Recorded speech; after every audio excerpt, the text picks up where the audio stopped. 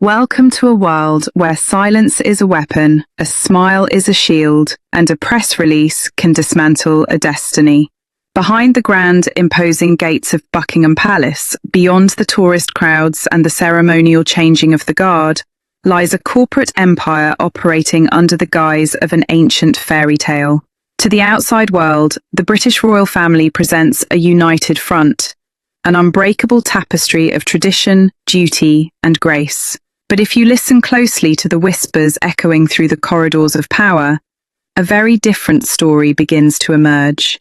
This is not just a family, it is a multi-billion-dollar enterprise known simply as the firm. And right now, the firm is undergoing its most radical, ruthless transformation in over a century. For years, internet commentary channels, palace insiders, and independent royal analysts have been piecing together a fascinating puzzle. From the sudden shifts in royal finances to the quiet restructuring of the line of succession, a silent war is being waged. It is a battle for influence, legacy, and ultimate control of the crown. At the center of this quiet conflict are two dominant forces: Prince William, the intensely focused heir determined to secure his family's future, and Queen Camilla, the ultimate survivor who has navigated her way from the margins of royal life to the very heart of the monarchy. To understand where the monarchy is going, we must first look at the massive hidden shifts in royal wealth, the strategic alliances being made behind closed doors, and the clinical efficiency with which the boundaries of the royal inner circle are being redrawn. The hidden battle for the royal billions. To truly grasp the dynamics of the modern palace, you have to follow the money. In the royal world, wealth is not just about luxury, it is the ultimate measure of independence and power. And the current financial layout of the royal family has created an entirely new set of tensions. When King Charles ascended the throne, the financial map of the monarchy was completely redrawn. Most notably, Prince William inherited the Duchy of Cornwall. This is not just a collection of properties, it is a massive, highly lucrative portfolio of land, real estate, and financial assets valued at well over $1 billion. Generating tens of millions of dollars in personal income annually, the Duchy of Cornwall grants the Prince of Wales an extraordinary level of financial independence. It allows him to fund his own household, support his own charitable endeavours, and build a distinct modern court that operates entirely separate from Buckingham Palace. This financial independence has fundamentally changed the power dynamic between the king and the heir. In previous generations, the Prince of Wales was often financially dependent on the reigning monarch's goodwill. Today, William holds the purse strings to one of the most powerful financial engines in the country. But with great wealth comes intense scrutiny, both from the public and from within the family. As King Charles continues to champion his long-held vision of a slimmed-down monarchy, the distribution of royal wealth has become a highly sensitive topic. A leaner monarchy means fewer working royals, which in turn means less public funding spread across the extended family. This is where the quiet tension regarding Queen Camilla's family comes into play. For years, observers have watched how Camilla's children from her first marriage, Tom Parker Bowles and Laura Lopez, navigate their proximity to the throne. They are private citizens, highly successful in their own right, yet they occupy a unique grey area. They are the stepchildren of the king, yet they hold no official royal titles, receive no public funding, and perform no official duties. Within the digital commentary community, a fascinating debate has emerged. How far should the royal umbrella extend to non-royal family members? While King Charles is known to be a warm stepfather who values the presence of Camilla's children at private family gatherings, Prince William reportedly views the situation through a much more clinical lens. For William, the future of the monarchy depends on absolute transparency and a strict adherence to the direct line of succession. In an era where the public demands financial accountability from the royal house, any perception, no matter how minor, that non-royal step relations are benefiting from the prestige, security, or resources of the crown is a public relations vulnerability. Insiders suggest that William has been highly protective of the boundaries surrounding official royal assets. To him, the line between the working royal family and the extended private family must be razor sharp. This is not necessarily a personal slight against Camilla's children, but rather a cold, calculated business decision. In William's eyes, every person associated with the royal brand must have a clear, publicly justifiable reason for being there. If you do not have an official role, you do not get the royal shield. This protective stance has reportedly created a subtle but persistent friction. For Queen Camilla, who spent decades fighting for acceptance within both the family and the British public, securing a stable, respected legacy for her own children is entirely natural. But as William prepares for his own future reign, he is already setting the terms of engagement. He is making it clear that when the crown officially passes to him, the era of the extended, sprawling royal court will be gone forever. To understand the current state of the palace, one must analyze one of the most complex, intriguing relationships in modern history: the partnership between Prince William and Queen Camilla. It is an alliance born of necessity, forged in the fires of intense public scrutiny and profound personal history. For William, Camilla was the woman who occupied the center of his parents' highly public marital breakdown. For Camilla, William was the young, protective heir whose eventual acceptance was crucial to her legitimacy. Over the years, the public has watched them transition from distant, polite strangers to unified working partners. At major state events, they are often seen sharing a quiet laugh or standing shoulder to shoulder, representing the stability of the crown. But behind those polished public appearances lies a relationship defined by a careful, strategic balance of power. With King Charles facing health challenges that have naturally limited his public-facing schedule, William and Camilla have found themselves thrust into a unique partnership. They are the two most senior active figures representing the reigning monarch. They have had to coordinate their schedules, share the spotlight, and present an image of absolute continuity to a worried nation. Yet, beneath the surface of this operational unity, there is a distinct clash of philosophies. Queen Camilla's strength lies in her adaptability and her deep, intimate knowledge of King Charles. She is his ultimate confidant, his emotional anchor, and the gatekeeper to his daily life. Her influence over the king is unparalleled. In many ways, she represents the traditional supportive consort role, focusing on keeping the king healthy, happy, and able to perform his constitutional duties. Prince William, however, is looking decades into the future. He is not just looking to support the current reign, he is actively building the foundations of his own. This difference in focus naturally creates strategic divergence. For instance, consider how the two approach the media. Camilla's relationship with the British press has undergone a legendary transformation. Once the target of relentless tabloid hostility, she has quietly built a respectful, constructive rapport with key members of the media, largely by being accessible, warm, and highly dependable. William's approach to the media is vastly different. Having witnessed the intense media intrusion surrounding his mother Diana, and more recently, the highly public battles involving his brother Harry, William treats the press with a high degree of caution and control. He prefers direct, digitized communication, utilizing social media platforms and highly produced video content to tell his family's story on their own terms. He is less interested in traditional press relations and far more focused on maintaining an ironclad grip on his household's narrative.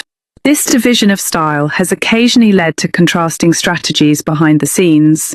When rumors or controversies arise, Camilla's instinct, aligned with the traditional palace playbook, is often to maintain a steady, quiet course. The classic never complain, never explain approach. William, on the other hand, has shown a willingness to be much more proactive. He is not afraid to issue direct, strongly worded statements to protect his wife Catherine, or to draw clear public boundaries when he feels his family's privacy or integrity is being threatened. This operational friction is compounded by the lingering weight of history. No matter how much time passes, the memory of Princess Diana remains a powerful force within the royal household. For William, preserving and honouring his mother's legacy is a deeply personal mission. Every step Camilla takes towards cementing her own legacy is watched with intense care by the prince's camp. It is a delicate dance, recognising Camilla's rightful place as queen consort, while ensuring that the memory of the woman who should have held that title is never overshadowed. This silent negotiation manifests in small, telling ways. From the choice of jewellery worn at state banquets to the specific phrasing used in official histories, every detail is analysed by palace observers. It is a masterclass in high-stakes diplomacy, played out in the most public arena imaginable, where a single misstep could reignite old narratives that both sides have worked for decades to put to rest. Perhaps the most significant development within the modern monarchy is the quiet, steady transition of executive power from King Charles to Prince William. While the king remains the head of state, the daily operational control of the royal family has increasingly shifted toward the Prince of Wales. Some commentators have gone so far as to describe William as a de facto regent or a shadow king. This transition has been accelerated by circumstance, but it is driven by design. William is not content to simply wait in the wings. He is actively shaping the institution he will one day inherit. One of the clearest signs of this silent takeover is the restructuring of the royal households. Historically, the various households, Buckingham Palace, Kensington Palace, and Clarence House, operated almost like competing fiefdoms. They had their own communication teams, their own strategic priorities, and occasionally they even worked at cross purposes, resulting in conflicting press schedules and mixed public messaging. Under William's influence, there has been a concerted effort to unify these disparate operations. Kensington Palace, the official office of the Prince and Princess of Wales, has become a powerhouse of modern public relations. William has surrounded himself with a highly professionalised team of advisors, drawn from the worlds of corporate strategy, global charities, and top-tier communications. These are not traditional courtiers steeped in ancient protocol. They are modern executives focused on brand management, global impact, and risk mitigation. This modernizing force has systematically streamlined how the royal family presents itself to the world. We see this in the dramatic reduction of working royals featured on the balcony during major national celebrations. What was once a sprawling gathering of aunts, uncles, cousins, and distant relations has been edited down to a core group: the King, the Queen, the Prince and Princess of Wales, and their children. This visual streamlining is a powerful metaphor for William's vision of the future. He understands that in a modern democratic society, a large taxpayer-funded royal family is unsustainable. By limiting the public face of the monarchy to the direct line of succession, he protects the institution from charges of self-indulgence and irrelevance. But this pruning process has not been without its casualties. Extended members of the family who once enjoyed a secure, if quiet, place within the royal structure find themselves increasingly marginalized. They are expected to maintain the highest standards of public decorum and represent the family with dignity, yet they are given fewer resources, less official support, and virtually no role in the strategic direction of the firm. William's decisive nature was perhaps most clearly demonstrated in his handling of high-stakes family crises.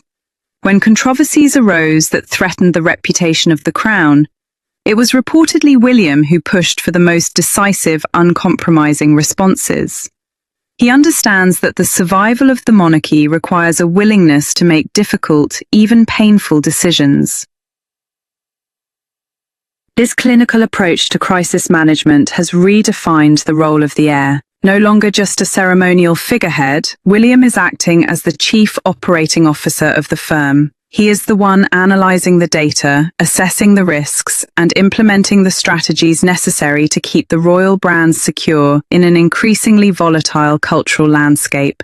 The Iron Curtain of Sussex and the Strategy of Exclusion. While the internal dynamics between William, Camilla, and the King form the core of the palace's domestic strategy, the global narrative surrounding the royal family is still heavily influenced by the ongoing exile of the Duke and Duchess of Sussex.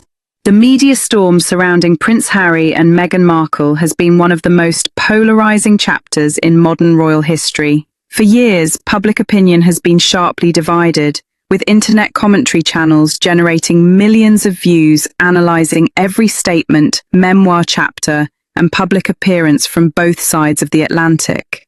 But if you look past the emotional headlines and the personal grievances, the palace's handling of the Sussex situation reveals a highly calculated, strategic objective. It is a strategy of systematic exclusion, executed with clinical precision. When Harry and Meghan stepped back from their roles as working royals, they expressed a desire to pursue a hybrid model, a half-in, half-out arrangement, where they could represent the crown on key occasions while enjoying the freedom to earn private incomes and live abroad.